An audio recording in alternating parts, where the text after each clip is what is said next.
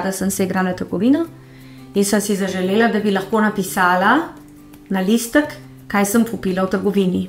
Jaz sem bila prodajalka in kupec sem prišla, oboje sem bila jaz. In sem napisala listek iz ene beležnice iz Trgan in tam na tisti listek sem napisala, da sem kupila 4 knjige, ker nisem znala napisati črke G.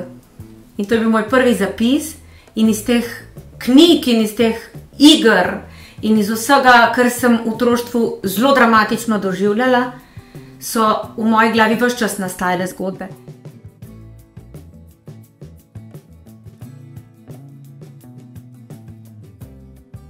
Jaz, ko sem bila otrok, sem bila zagotovo v različnih obdobjih, sem odigrala skozi igro različne vloge in to knjižnih junakinj. Vedno junakina, ne? Jaz nisem bila recimo Winnetou, jaz sem bila Pika Nogavička v enem obdobju, ko sem se celo poletje igrala Piko Nogavičko. Ne samo tiste zgodbe, ki so bile v knjigi napisane, jaz sem si še svoje zmislila. Ampak recimo mene je res mama dobila z nogami na blazini, ker sem bila Pika Nogavička in sem pod odejo komaj dihala. Samo zato, da sem imela noge na blazini in ne pod odejo. Potem sem bila v nekem obdobju Heidi, ko sem si strašno želela preživeti poletje pri kakšnem prijaznem dedu na planini. Potem sem bila mala morska deklica, ko sem začela razmišljati o teh prvih ljubeznih, pa princ, ki ga je mala morska deklica, po katerem je mala morska deklica tako hrepenela, pa je ni razumel. Tako da sem živela s pravljicami in zgodbami tako na tak način, kar se mi zdi res izredno pomembno, da sem jaz sama pridobivala izkušnje knjižnih junakinj in junakov.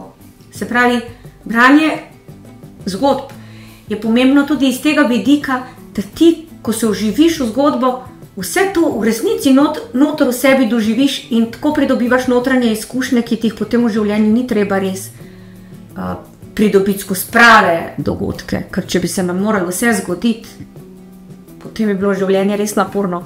Tako se nam pa zgodi v našem notranjem svetu in smo potem na velike izzive res bolje pripravljeni. To sem jaz prepričana in to je eden izmed vidikov, ki ga v šoli ne omenjajo.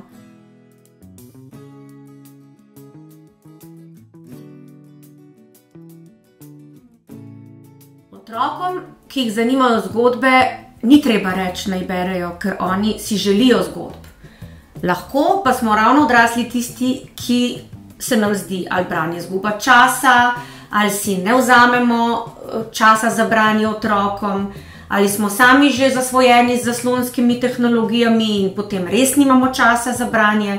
Če otroka prikrajšamo za zgodbe, smo ga prikrajšali za ustvarjalnost. Ker čisto vse, kar se nam na tem svetu zgodi, je zgodba. Ko mi gremo po cesti, pa srečamo človeka, s katerim se nekaj nenavadnega zgodi, ali pa se kaj nenavadnega pogovarjamo, ali pa imamo kakšen duhovit, ali pa tudi neprijeten dialog.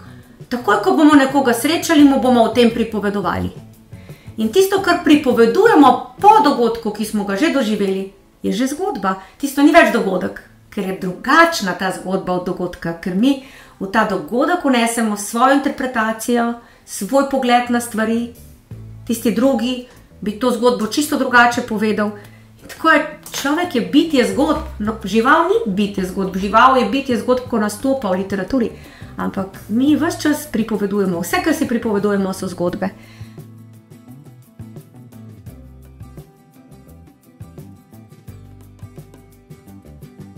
To delo je velika prelomnica v mojem ustvarjalnem obdobju, v mojem poklicu, zato ker sem prestopila iz čisto sodobnega sveta, sodobnega otroka v malo bolj fantazijski svet, kjer se zgodijo tudi stvari, ki se v resnici v stvarnosti, tukaj zdaj v tej hiši, v tem mestu, ne morejo zgoditi drugače, kot s pomočjo domišljije.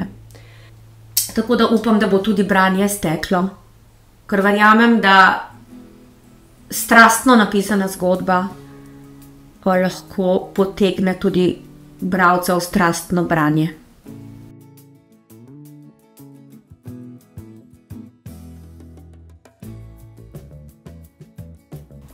naši najstniki imajo zdaj trenutno se uveljavlja en izraz, ki mu rečejo dad joke, ne? To niso samo očetove šale, ampak so tudi mamine šale, ki se jim zdijo skrajno neumne. In zato je ta moj pristop k humornim situacijam zelo pogosto na preizkušnji, ker moji otroci, ki so najstniki in mladi odrasli, mislijo, da jaz nimam smisla za humor. Vse, kar rečem, se jim zdi tako malo dad joke. Temu Akslu sem mu dala malo najstniški način razmišljanja in govorjenja in obnašanja, tako da sploh nisem potrebovala nobene strokovne pomoči, razen uredniške. Vse sem po intuiciji napisala in še sama sem se zraven zabavala.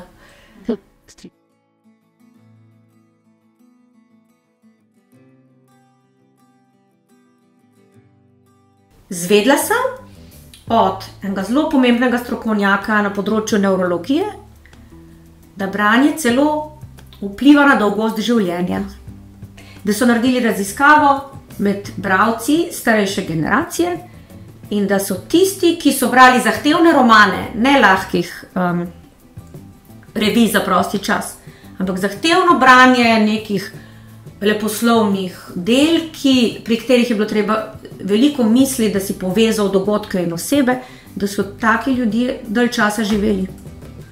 Tako da smo na dobri poti, jaz in vi, da bomo doživeli 150 let.